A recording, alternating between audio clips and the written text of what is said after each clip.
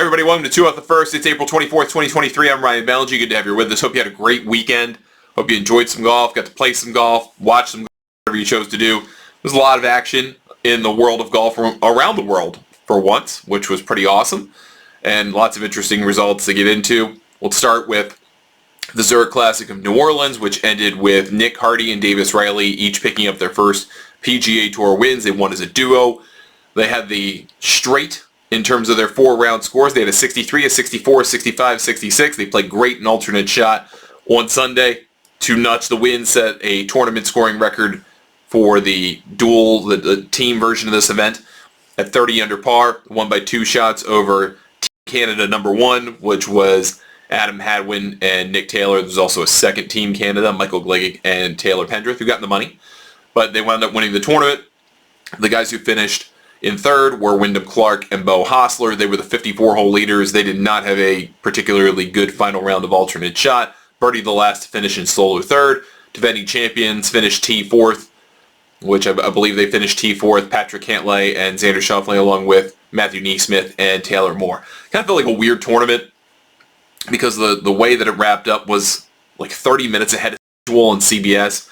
Usually they get this thing down to a science quite well, and it wraps up straight at 6 o'clock, and they do it really nicely, and it's always strange when this happens, where the tournament ends early, for one, and two, the tournament winner is known before the final group plays. That is super rare. That does not happen particularly often these days on the PGA Tour.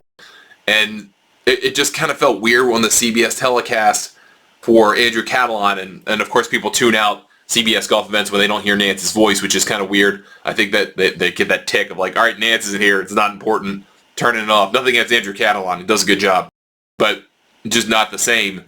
And then it ends early, and you know who the winner is. So people who typically are looking for the result, like right at 6, like who won the golf today, and it's over, and they're not interested in turning that off.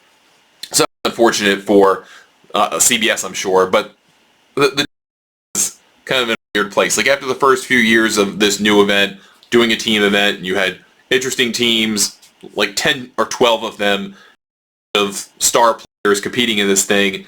It's really hard in the era of a designated tournament to have a very good field for this. I think they had, 11, 12, somewhere in that range, top 50 players, which is not bad. I'm not saying that's bad, but it didn't feel like it had the same star power that it did. The defending champions were there to defend, of course, and we don't know if they'll be back. You had Homa and Morikawa, the, I guess, most entertaining team of the week, Sungjae Im and Keith Mitchell, and those guys were great, but they were not really particularly a part of the Sunday equation, and most of their entertainment, as great as they are as players, came from their off-the-course stuff. So it played well on social media, I'm sure, if you saw any of the clips of of Keith Mitchell trying to translate from Korean to English, even though he knows like 10 Korean words, which, hey, that's pretty good. From Sungjae's comment Korean, which I thought was hilarious, but that's not that. So I don't really know what to do, because this tournament has always had a week. It's always weather affected. The golf course isn't the most inspiring. It's not a bad golf course. It's just not the most inspiring.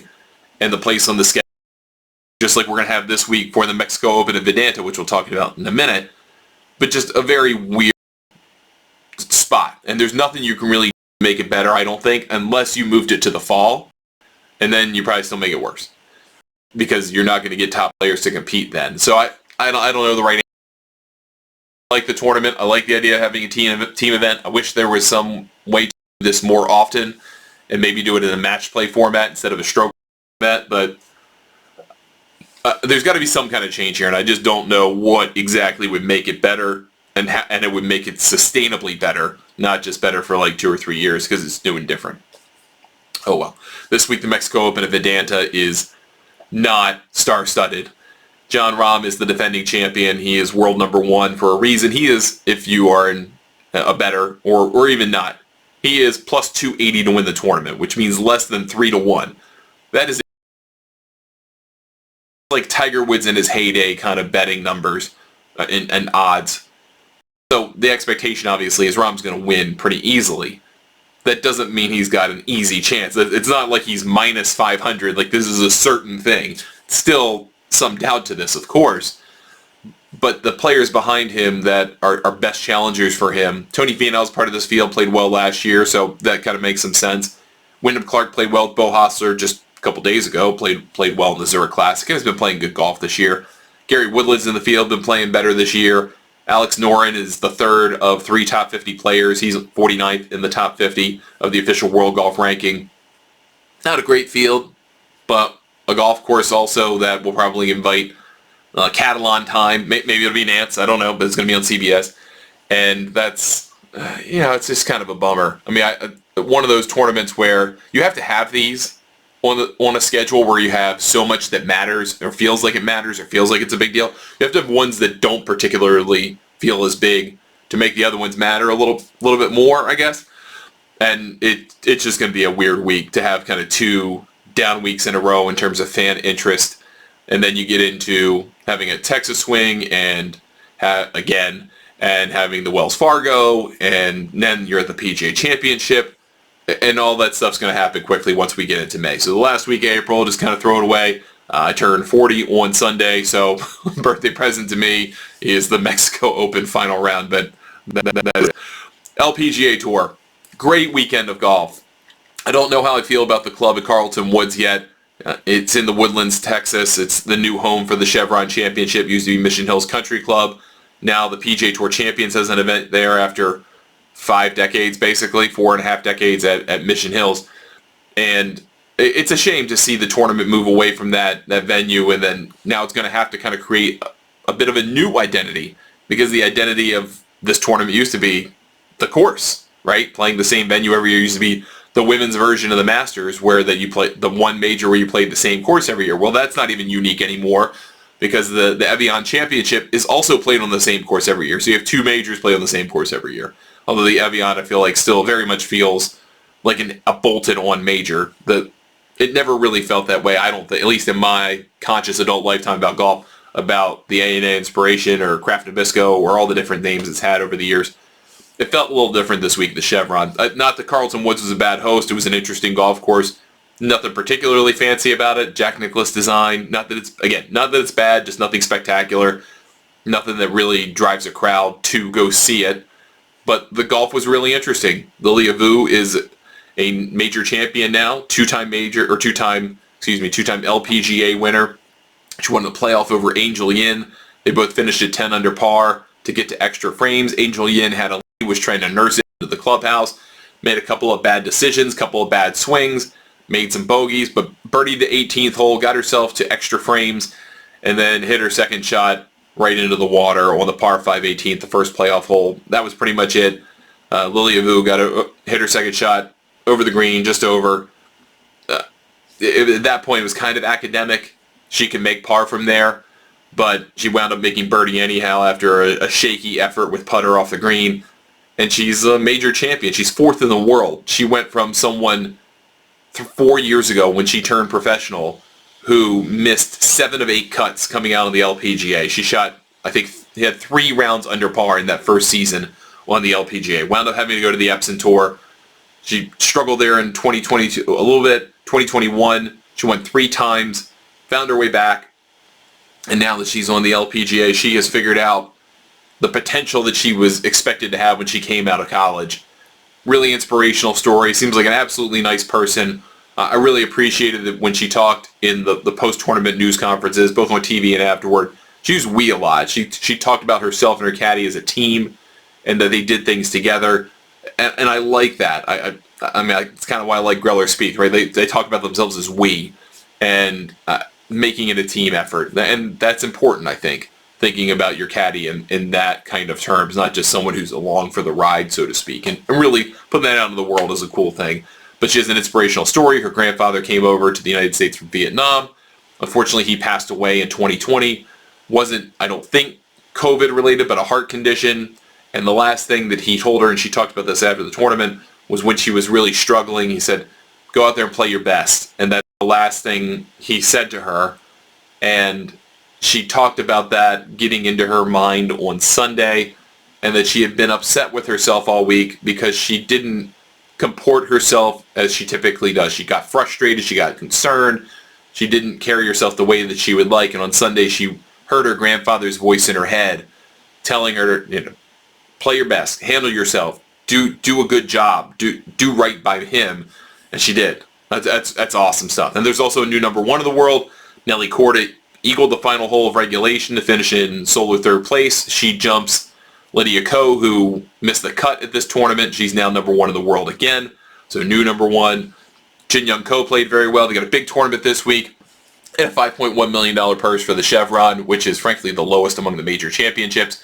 That needs to come up to compare it to the other major championships at this point. Well, it doesn't have to. They can do what they want. But this week there's a $3 million tournament called the JM Eagle LA Championship.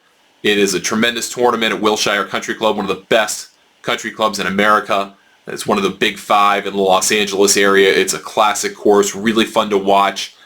Never been able to play it, but it's a really fun golf course to watch on TV. Just lots of classic shots, classic layout. It's going to be a ball striker's paradise. Most of the best players in the world are going to be competing this week. Great news for them. Another follow-up to a great tournament. So hopefully it builds some momentum from here as the LPGA really gets into the meat of its season. Now that they've got one major under their belt and 4 more to go. Then, a couple of other things. LIV had a tournament that ended on Saturday night, I guess, in the United States. I was asleep when it ended, but Taylor Gooch wound up winning 10 under par 62 in each of the first 2 rounds to get to 20 under. Shot 1 over par in the final round. I think he won by 3 in the end. Forget who over who. I just knew he was going to win unless barring some kind of massive collapse. So he wound up winning for the first time on LIV as an individual. Interestingly enough, his final round actually pushed his team, which is now the Range Goats, out of the team component of it, so that his old team, the 4 Aces, wound up winning for the first time this season on LIV. So they have back-to-back events. LIV has said they would target events that are weaker on the PGA Tour schedule. Well, if that tells you something about what they perceive as the weak events, then Zurich Classic and the Mexico Open and Vedanta are 2 of the weakest because they're playing a back-to-back on LIV. They have an event at Tosa Golf Club in Singapore where they host the HSBC Women's World Championship on the LPGA. And I don't know if it's the same course they use for that, but that facility will host LIV this week, which will make an interesting choice, I think, for the LPGA moving forward. They have not openly said anything about doing business with LIV being a problem for doing business with the LPGA, but that is something that could come up here. Then we've got the invited Celebrity Classic on the PGA Tour Champions that was played. I thought that was somewhat interesting. I think that drew some of the most attention for the week, honestly. The invited Celebrity Classic was down at Las Colinas Country Club. That's not the same as the place that used to host the Byron Nelson. Different place in Irving, Texas. And Invited, which used to be known as Club Corp, owns and runs that facility. And it's one of those celebrity bolted on tournaments, 2 tournaments at the same time, kind of like the Hilton Tournament of Champions, which they have on the LPGA. Mike Flaskey started the Hilton one and then went over and did this Invited one. It's the same concept, except it's 3 rounds instead of 4 because the champions only play 3. But a modified Stableford celebrity event, which was won by Tony Romo. And then Marty Fish finished second. I think Annika finished third, which I think is very strange that Annika Sorenstam plays in a celebrity event on the PGA Tour Champions, because she's incredible. She's the best female golfer of all time and one of the best golfers, period, of all time. And somehow is a celebrity. I mean, she is a celebrity, but she's a professional golfer. I mean, she won the U.S. Senior Women's Open a couple years ago. It's not like she can't compete. So very strange to me, but I guess exempting her into a PGA Tour Champions event is a whole thing. Who knows? Whatever. Doesn't matter. But she didn't wind up winning. And then on the professional side, the male professional side, even though, again, Annika Sorenstam is a professional golfer, the winner was Mark Hensby, the Aussie. Haven't seen Hensby really do anything in the senior circuit. I don't even know if he had full-time status. I don't think he did. And then winds up winning in a multi-hole playoff over Charlie Wee. Now he does have exempt status on the PGA Tour Champions, which is pretty awesome. There are stories like that happen occasionally, like Doug Barron or Steve Alker. There are a couple that kind of come to mind.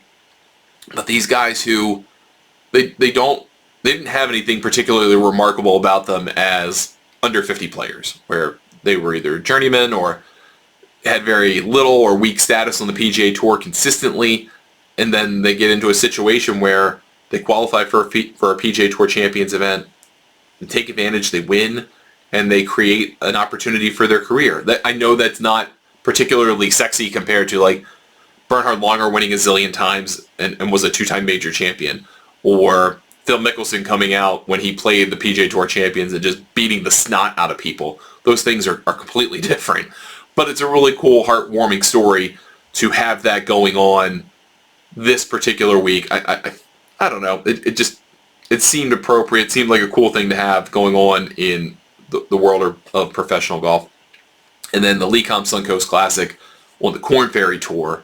Scott Gostkowski, who I always mess up his last name, and I'm sorry, but I think he's like 43 years old. I mean, he's about as old as I am, and wound up winning in a playoff to win on the Korn Ferry Tour, and gives himself a really good shot about getting back to the PGA Tour, which, hey, that's great, man. Again, another great story that's going to fly under the radar. Just want to mention it here because it will fly under the radar otherwise, and people aren't going to otherwise talk about it, so why shouldn't we?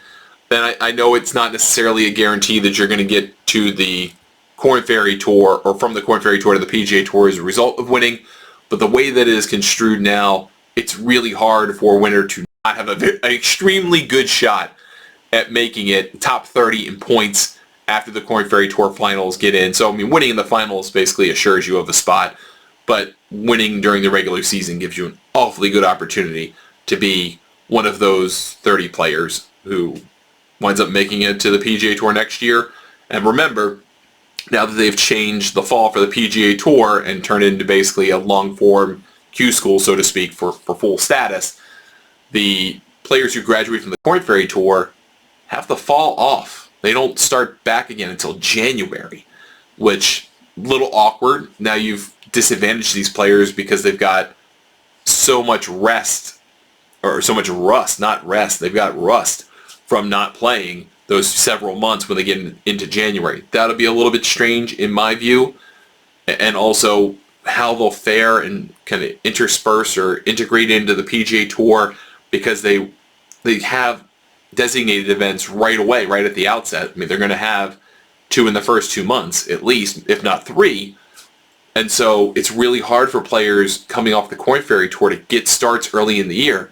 So how long are they going to have to wait to get the starts, or are they going to modify the qualifying criteria and the exemption order to basically mean that players who come from the Korn Ferry Tour will have better priority status and be able to play early in the year?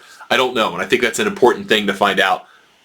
I don't think that's really been made evident to anybody yet, so we shall see about that, but I think that's a key thing to look forward to going into next year, and once we find out a little bit more about how the Korn Ferry Tour will look. Will it stay basically the same going forward now that they've got the elimination of the Korn Ferry Tour finals, where you bring the PGA Tour players and the worst PGA Tour players and the best of the Korn Ferry Tour? Now that you don't have that anymore, what does that mean for the Korn Ferry Tour players? Because they used to be able to take advantage of the fall, come out right away, try to earn some FedEx Cup points. Now they can't do that. So without the ability to have that head start, and not saying that's good or bad, just different, what does that mean for those players, and will there be a higher turnover rate because they'll have less opportunity during a FedEx Cup season, because those 9 events that were the fall for 10 years were a huge opportunity for a lot of, for Taylor Montgomery in particular. Think about it, this season. Came off the Korn Ferry, and then all of a sudden, he's a huge player on the PGA Tour. He's getting into big events because he's got a ton of FedEx Cup points, because he was basically unstoppable in the fall. And now that opportunity is not going to be there. So that'll be something to look out for moving forward, I guess. But other than that, that was a full week, full menu, not 2 topics, not anything controversial that came up. Really nothing of new note or newsworthiness in the last few days. Nothing particularly interesting that I wanted to bring up. Just wanted to kind of recap the weekend, and I guess that's more topics than 2, and that's 2 shows in a row where we haven't done the traditional 2-story format, but hey, we want to talk. Let's talk some golf. We've got a big full week this week. Like I said, we've got Mexico Open. We've got the JM Eagle at Wilshire. We've got another PGA Tour Champions event in Texas in the Woodlands, which apparently is the hotbed of golf this time of year. I mean, the Woodlands has hosted tournaments in back-to-back weeks. It'll be interesting to see the turnout for the Insperity versus the Chevron because they're literally in the same town. See about that. On the DP World Tour, Lucas Herbert won in Japan in a playoff over Aaron Cockrell of Canada. Really interesting tournament. Unfortunately, again, when I'm sleeping, but hopefully you got to catch some of the highlights. They go from a Jack Nicklaus course in Japan to the Korea Championship this week, which is Jack Nicklaus Golf Club in Incheon, South Korea. So they'll have another Jack Nicklaus tournament, second week in a row. Feels like they've been doing that a whole bunch this year, which is interesting given the state of Nicklaus design. And then you've got the Live event, and I don't even know if I'm leaving something out, but we got a full slate again this weekend. We're into that part of the year where you're going to see 4, 5, 6 golf tournaments a week of significance. And that's to say nothing of the Epson Tour, the Ladies European Tour. I mean, there's just so much golf that's going to be coming our way in the next few weeks. I'm so excited about it. Hopefully you are as well. Get ready for the PGA Championship. Get ready for really a long, long summer of great, great golf. But that's kind of the next big thing on the docket. So we'll get ready for that here. Get ready this week, and I'm sure someone will say something silly or stupid and fun and talk about it, and we'll bring it to you here on 2 of the First. Thanks so much for listening or watching the show. If you catch us as a podcast, please give us 5 stars. Helps us reach more people. Leave a comment for the show. If you're watching on YouTube, thanks for doing that. Smash that subscribe button. Leave a like. Give us a comment. Always happy to get back to you. If you're listening or watching through some other fashion, hey, thanks for doing that. Thanks for spending some time with us today, especially if you're watching us on our Roku and Amazon Fire TV channels, which are buffing up a little bit here. So very excited about that. We'll be back tomorrow with another show for 2 Off the First. I'm Ryan Ballingy. Thank you for watching or listening. We will talk to you tomorrow.